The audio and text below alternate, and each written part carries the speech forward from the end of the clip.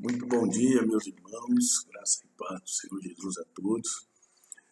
Estamos aqui nesta manhã para estudarmos a palavra de Deus e o texto que nós vamos ver está na carta de Paulo aos Efésios, capítulo 6, versículos de 10 a 20.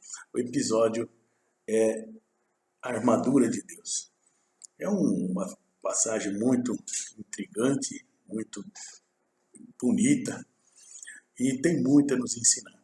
Muitos de nós já estamos habituados a falar sobre essa passagem, ensinar muitas pregações, muitos de vocês já têm visto por aí, mas nessa abordagem esperamos que o Senhor fale conosco de uma forma diferente.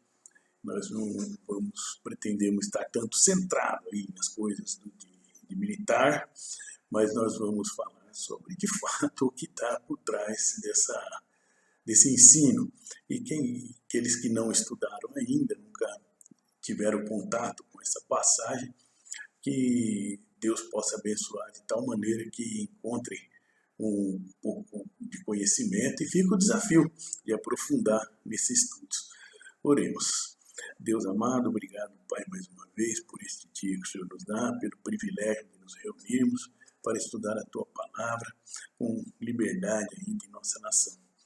Eu te rogo, ó Deus, pelos nossos irmãos espalhados pelo mundo, por aqueles, ó Deus, que também não te conhecem e que estão, Deus, de alguma maneira sendo chamados, ó Deus, sendo tocados, ó Deus, para procurar um melhor relacionamento com o Senhor, compreendendo, Senhor, a grandeza do Teu poder em todo o universo. Pai querido, não temos outros, ó Deus, a quem recorrer, a não ser a Ti mesmo, Pai. Eu te suplico, meu Deus, que dê tranquilidade, acalme corações, dê conforto, ó Deus, àqueles que estão com seus familiares internados, aqueles outros, ó Deus, que estão já enlutados, ó Deus, que o Senhor possa abençoar grandemente aquelas pessoas que operam na área de saúde, Senhor, esses profissionais, e os outros, ó Deus, que estão trabalhando ainda, Senhor, dando suporte para que possa não haver, Senhor, desabastecimento das coisas e que, dentro do possível, possamos, ó Deus, ter uma vida normal, Pai. Eu te agradeço, ó Deus, pela Tua providência e peço, ó Pai, que coloque Tuas mãos nos nossos governantes, no presidente da República, os governadores dos estados, os prefeitos, ó Deus, aos magistrados, ó Pai, dê serenidade a todos, para que possamos em breve superar este momento, ó Deus. Mas sabemos, ó Pai, que tudo, Senhor, tem que vir da Tua mão, Pai. A graça e pelo amor do Senhor Jesus, nós rogamos. Amém.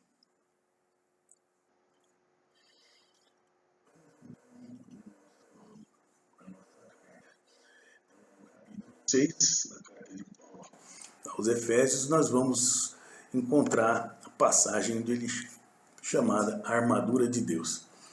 Efésios 6, de 10 a 20, na nova versão internacional que nós vamos estar vendo aqui. Diz assim o texto: Finalmente, fortaleçam-se no Senhor e no seu forte poder. Vistam toda a armadura de Deus para poderem ficar firmes contra as ciladas do diabo, pois a nossa luta não é contra as pessoas, mas contra os poderes e autoridades, contra os dominadores deste mundo de trevas, contra as forças espirituais do mal nas regiões celestiais. Por isso, vistam toda a armadura de Deus, para que possam resistir no dia mau e permanecer inabaláveis depois de terem feito tudo. Assim, mantenham-se firmes, cingindo-se com o cinto da verdade, vestindo a couraça da justiça, tendo os pés calçados com a prontidão do evangelho da paz. Além disso, usem o escudo da fé, com o qual vocês poderão apagar todas as setas inflamadas do maligno. Usem o capacete da salvação e a espada do Espírito, que é a palavra de Deus.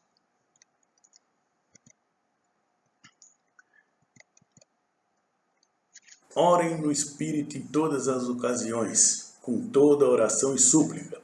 Tendo isso em mente, estejam atentos e perseverem na oração por todos os santos. Orem também por mim, para que quando eu falar, seja-me dada a mensagem, a fim de que, destemidamente, torne conhecido o mistério do Evangelho, pelo qual sou embaixador preso em correntes. Orem para que, permanecendo nele, eu fale com coragem, como me cumpre fazer. Então, na primeira parte, até o Senhor, por 2 vezes, ele fala no início, fortaleçam-se no Senhor, no seu forte poder, né? E de novo ele força aqui a expressão para ficardes firmes e recomenda, vistam toda a armadura de Deus. E lá, mais uma vez à frente, por isso vistam toda a armadura de Deus para que possam resistir no dia mau e permanecer inabaláveis depois de terem feito tudo. Aqui nós precisamos ver que é necessário tomar e vestir toda a armadura de Deus, que é a única forma de não cair nas ciladas do maligno, e sim poder resistir com toda a firmeza. Ora, a luta não é uma luta que se caia contra pessoas, contra carne e sangue. O apóstolo isso ele coloca assim de uma maneira muito firme, né? Nossa luta não é contra pessoas. Ora, gente, pelo mundo afora aí, às vezes a gente está achando que alguém está criando uma situação que não sei o que, não. Não. O que está, as situações que nos vêm, elas começam lá no campo espiritual. Ora, não fosse isso, o inimigo, se não estiver sendo incomodado, ele não vai criar nenhuma dificuldade para a gente. Olha só, há uma passagem no Evangelho em que o Senhor fala para os seus discípulos, né? Quem as pessoas dizem que eu sou? Então eles dizem lá, um diz que é Elias, ou um dos profetas, etc. Aí Pedro, ele se posiciona muito firmemente, diz, ora, tu és o Cristo, o Filho do Deus vivo. E aí o Senhor fala assim, bem-aventurado és tu, né? Porque quem te revelou não foi a carne nem o sangue, mas o meu Pai que está no céu. E aí o Senhor depois fala que ele, importa que ele seja entregue aos homens, que ele seja morto, crucificado e ao terceiro dia ressurreto. Ah, Senhor, aí o Pedro vai atrás dele e fala, ó, Senhor, isso não vai acontecer não vamos permitir, nós não vamos permitir, por isso jamais, não. E foi como que dá uma bronca em Jesus por ele ter dito aquilo. Mas, logo em seguida, então, da bem-aventurança, de todo aquele afago, aí o Senhor fala para o Pedro, olha, Pedro, para trás de mim, Satanás. Ora, o Senhor não estava atacando a pessoa de Pedro, assim como também não estava elogiando a pessoa dele antes, mas sim a ação de Deus. E ele estava dizendo que Pedro era muito aventurado, bem-aventurado por conta daquilo, mas por outro lado o Senhor deu um confronto, um choque direto no Satanás, que justamente era questão de fundo daquilo ali. Ora, era uma negativa do desígnio de Deus, né? Uma ação diabólica, de fato, que estava acontecendo tudo no campo espiritual. É aí onde se dá a luta. O apóstolo Paulo fala lá, né? Nós temos claramente alguns elementos muito firmes nessa passagem. Deixemos a armadura dentro da nossa mente como estando guardado assim dentro de um armário, né, com vidro lá, e a gente vai pensar na verdade nas coisas que estão colocadas ali nessa passagem. A primeira delas é a verdade. a justiça, depois o Evangelho. O Senhor nos fala da fé, da salvação, da palavra de Deus.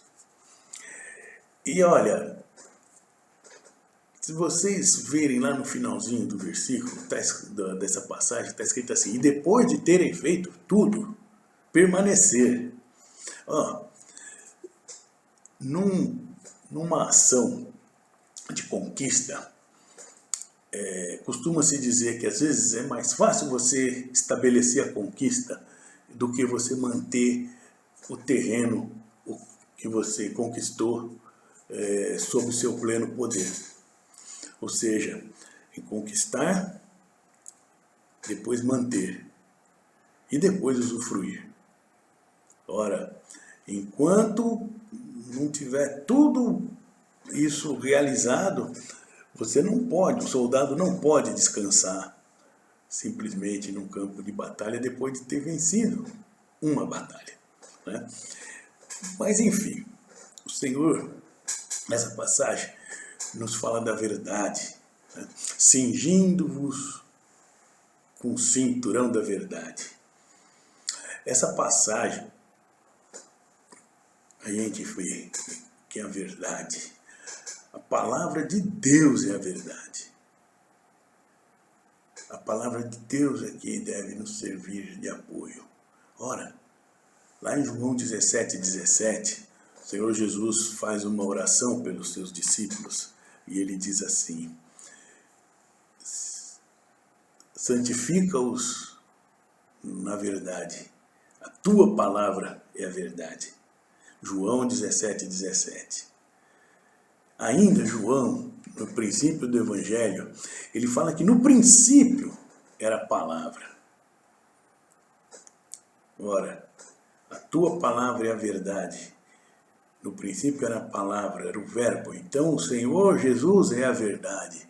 E ele afirmou isso também, né, no mesmo Evangelho de João, no capítulo 14, versículo 6, quando ele afirma categoricamente: eu sou o caminho, a verdade e a vida, e ninguém vem ao Pai senão por mim. Outra coisa sobre a verdade liberta. Em João 8, capítulo 8, versículo 32, o Senhor nos fala: ora, vocês serão meus discípulos e conhecereis a verdade, e a verdade vos libertará. Meus irmãos, nada resiste à verdade. A verdade, contra ela não há antídoto. Você pode querer envenenar a verdade, mas a verdade sempre triunfa. No livro do profeta Isaías, capítulo 11, versículo 5, ali tem uma descrição das vestes simbólicas do Messias, né? E onde ele aparece cingindo a sua cintura com a verdade.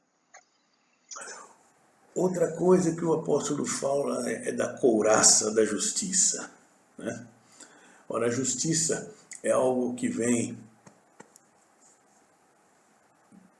pela fé no Filho de Deus. A justiça de Deus, ela deve estar no peito, né? Aí a couraça que o apóstolo está falando era uma peça da armadura que protegia o peito, o peitoral.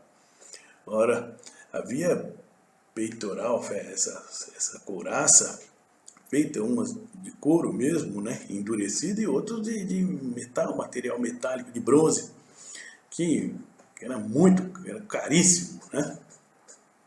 Mas a couraça, ela vinha para proteger o coração, né? Ora, a palavra de Deus em Romanos capítulo 10, versículo 10, diz assim, que pois com o coração se crê para a justiça, e com a boca se confessa para a salvação. Ora, a justiça é o direito. Ele se manifesta contra toda iniquidade. contra tudo que é mal. O reino dos céus, ele se estabelece com atos de justiça. O livro do Apocalipse, capítulo 15, lá no versículo 4, tem uma passagem de um cântico que vem lá do livro de Êxodo, segundo consta ter o cântico de Moisés, fala que grandes são as tuas obras, Senhor Todo-Poderoso, justos e verdadeiros são os teus caminhos. Né? Todas as nações virão e as adorarão diante de ti, porque os teus atos de justiça se fizeram manifestos. Ou seja, o Senhor mostrou os atos de justiça dele para todas as nações. Outro episódio que passa ali, fala que nós devemos estar calçados com os nossos pés, com o Evangelho, com a preparação do Evangelho da paz. Meus irmãos, o cristão ele tem que estar pronto, sempre pronto para anunciar as boas novas, por onde quer que ele passe. E calçar os pés, estar preparado para isso. Os pés são o apoio do nosso corpo.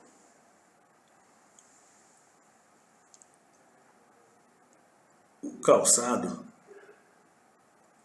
sobre os nossos pés, ele ajuda a manter o equilíbrio e os protege. O soldado precisa ter os seus pés calçados e bem protegidos, para evitar que ele sofra algum acidente, venha se machucar durante a sua caminhada e ele não consiga levar a cabo a missão que ele recebeu do seu comandante. Por meio do Evangelho, nós temos a paz com Deus. A paz é estabelecida com Deus por meio do Evangelho. No livro do profeta Isaías, capítulo 53, temos lá a passagem linda do servo sofredor. No capítulo 53, então, no versículo 5, lá na segunda parte, está escrito lá que o castigo que nos traz a paz estava sobre ele.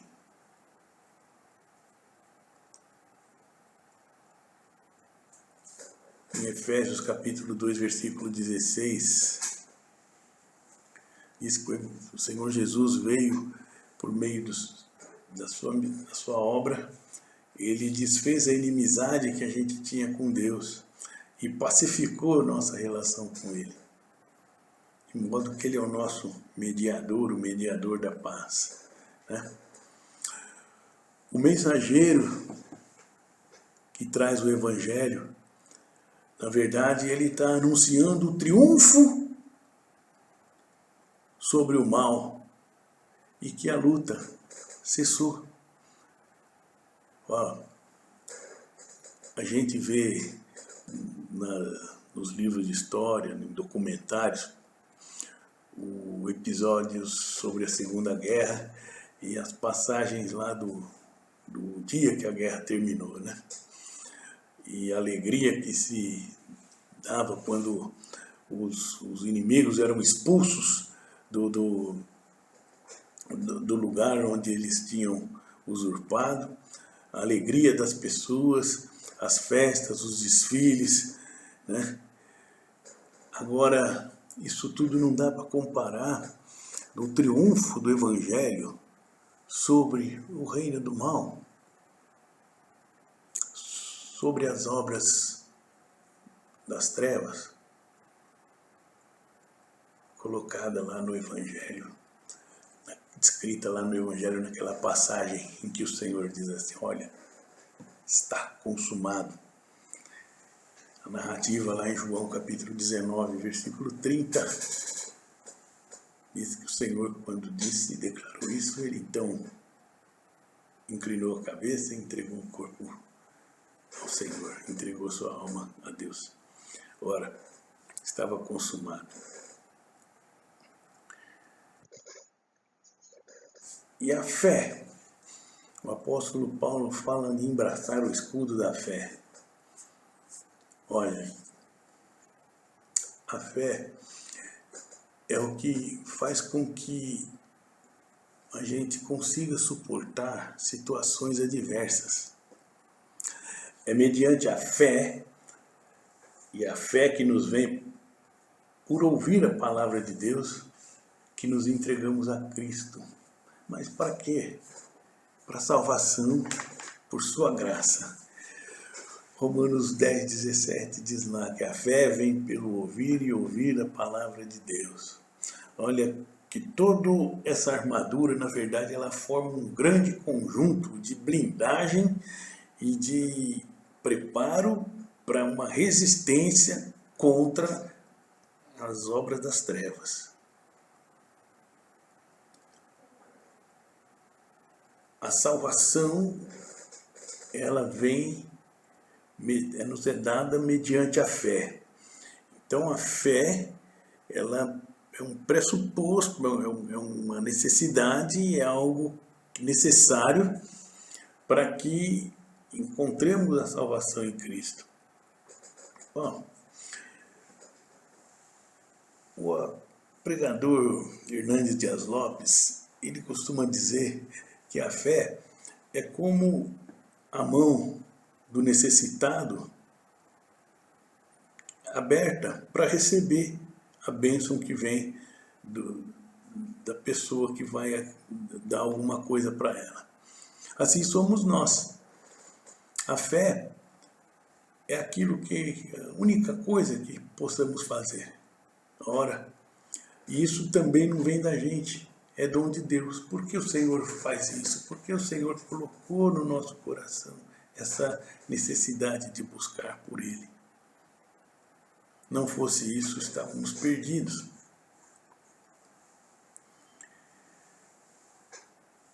E ele coloca aqui a fé na situação aqui do capacete.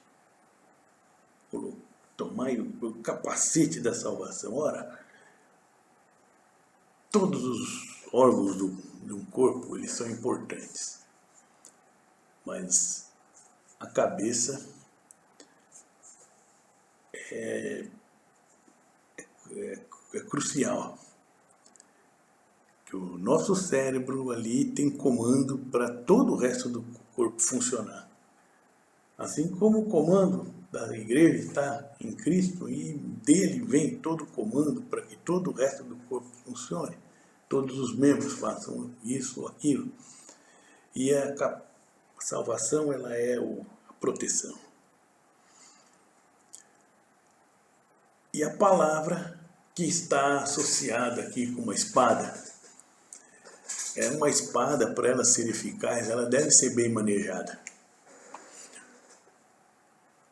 E manejada dentro do propósito de Deus. Ora, o Senhor fala assim, é a palavra que sai da minha boca, ela não volta para mim vazia, mas faz aquilo para que eu designei, vai prosperar naquilo que Deus designou para ela fazer. Ela não volta para o Senhor vazia, né?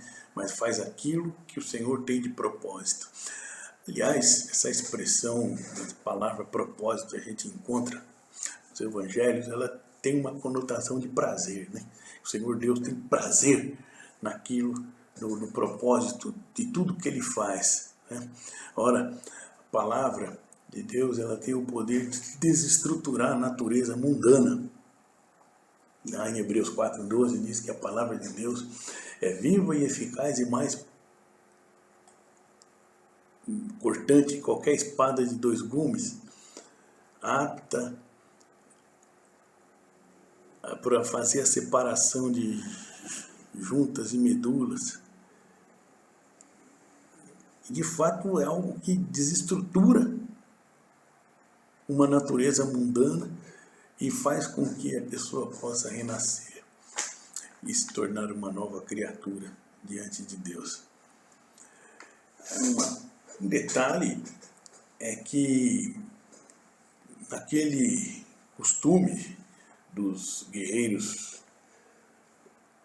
que tinham que colocar sua armadura, havia uma pessoa, que é o escudeiro, que ajudava o soldado a colocar aquela armadura. E depois que ele estava todo paramentado, aí era dado a ele o capacete e a espada. O capacete cabe ao próprio soldado colocar sobre a sua cabeça. E a espada cabe ao próprio soldado manejar. São dados para eles o capacete e a espada. E o Senhor aqui, figuradamente, né? A salvação, ela é individual. Não é só nós mesmos que podemos colocar esse capacete, essa salvação sobre as nossas cabeças. A minha salvação, o capacete que eu ponho na minha cabeça, ele não protege a cabeça do meu companheiro de batalha. Ele protege a minha cabeça. E a espada, ela tem que ser manejada por mim. A espada, estando na sua mão, você tem que manejar. Estando na sua mão, você não pode esperar que um outro venha manejar essa espada para você. Assim como o Senhor te deu a palavra, você tem que manejar essa palavra para operar aquilo que o Senhor designou para que ela faça. Caminhando aqui para finalmente, como nós vimos aqui, o campo de batalha, ele se dá no mundo espiritual aqui. Esse campo de batalha. Essa armadura toda, ela está feita uma comparação, uma ilustração da figura de um soldado, mas aqui está toda espiritualizada, né? Não é uma espada material, não é um capacete material, não é um cinto material, nada disso, mas são armas que nós recebemos, né? Há um evangelista que eu sempre gosto de citar, eu leio coisas que ele escreveu, ele é falecido, é um judeu convertido ao cristianismo, já foi missionário entre o seu povo, né? E ele dizia que a oração é um pesado serviço de guerra. E, de fato, quantos de nós, né, não desfalecemos, não desanimamos nesse ministério, nesse compromisso tão grande, tão importante que nós temos com Deus, né? E o Senhor, por meio de Cristo, olha só, visto que a batalha ela se dá no campo espiritual, nós recebemos de Deus acesso a esse campo espiritual para que a gente possa ali lutar nesse campo espiritual. Ó, por meio de Cristo, Deus nos deu esse acesso para que a gente possa ter essas armas para resistir. Diz a palavra, né, em Efésios 1:3, que o Senhor nos colocou assentados nas regiões celestes, nos fez assentar nas regiões celestes. Esse é o entendimento que eu tenho dessa parte, que o Senhor nos deu um acesso e a gente tem um jeito de abrir esse fecho, né? E é assim que o apóstolo, então, inspirado por Deus, ele coloca o fecho nesse ensino. E o fecho que ele coloca é a oração. Isso ele apresenta 3 estágios. Se vocês prestarem atenção, vocês vão ver que lá no finalzinho, ele dá um tríplice comando de oração. Orem no Espírito em todas as ocasiões, com toda oração e súplica. Tendo isso em mente, estejam atentos e perseverem na oração por todos os santos. Numa sentença aqui a gente falou, orar é o imperativo, com toda oração, perseverar na oração. Num único versículo, orem também por mim, para que quando eu falar, seja-me dada a mensagem, a fim de que destemidamente torne conhecido o mistério do Evangelho, pelo qual sou embaixador preso em correntes. O apóstolo Paulo, então, aqui está revelando que ele estava preso. Ele estava preso e ele se dizia que ele era o embaixador do evangelho ali na prisão. Eu faço somente uma vaga ideia do que seja estar preso. Quando às vezes ouvimos cenas dos irmãos levando o Novo Testamento, evangelizando entre os presos. Certo encontro que alguns anos atrás fomos até o presídio feminino e aquelas mulheres sofridas. Obviamente não estão ali porque fizeram filantropia, mas o erro que elas cometeram, o erro que o preso cometeu, o apóstolo Pedro fala: nenhum de vós padeça como ladrão ou homicida. Mas se você estiver padecendo pelo Evangelho, e aqui estava Paulo, preso em correntes por causa do Evangelho. E mais, ele pede que oremos para que, quando falar, seja dada a mensagem. Ora, presta atenção. A mensagem tem que vir de Deus. Não é um discurso filosófico, um discurso técnico, uma palavra política. Não. É a palavra que vem de Deus.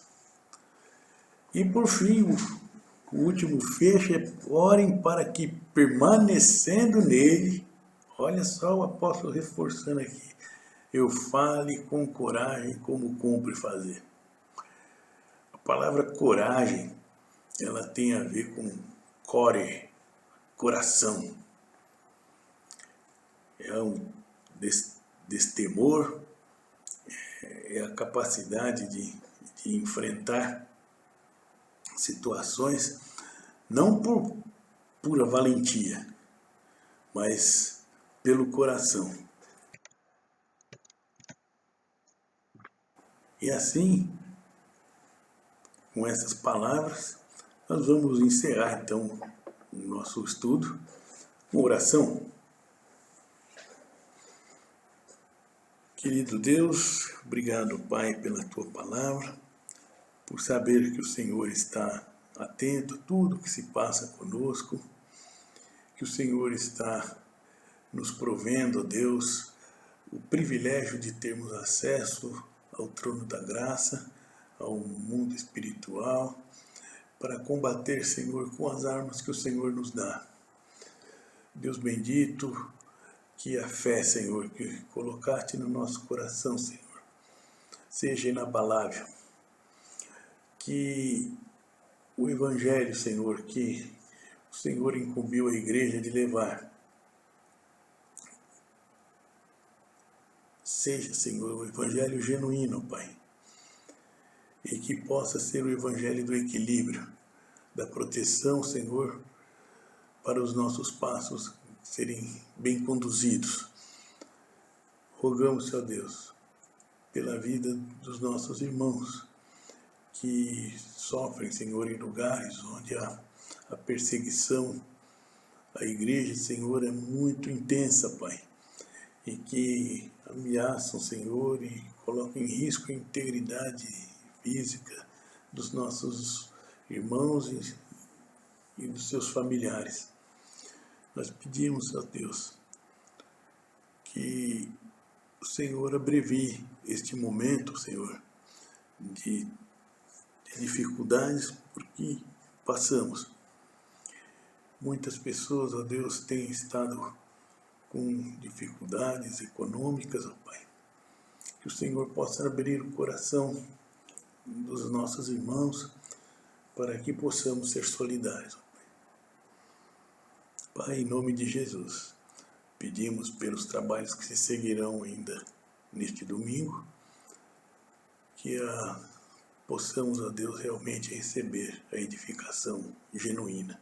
Em nome de Jesus. Amém.